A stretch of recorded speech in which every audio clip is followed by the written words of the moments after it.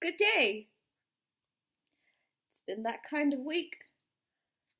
I don't even like ice cream, but I need something to calm me down.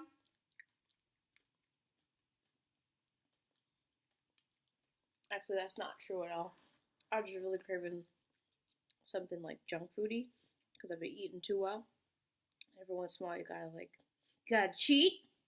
Anyways, that kind of week, right? So I had this conflict resolution discussion.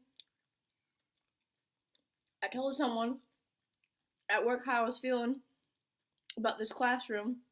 That person told someone else, and that original teacher was salty.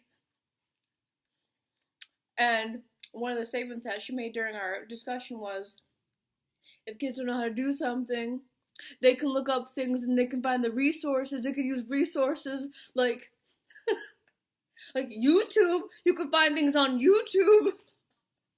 Like, who talks to people like that? You don't talk to people like that. Anyways, so I was inspired today. I was inspired this week.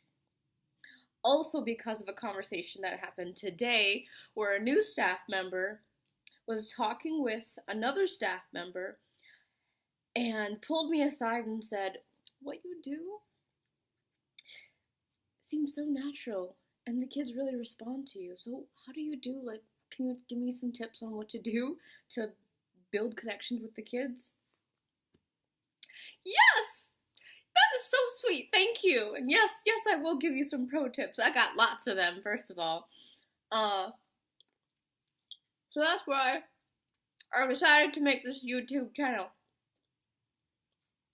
Because I know there are lots of people who are new to the field of either being a youth worker or youth development. I don't really like ice cream, like I said.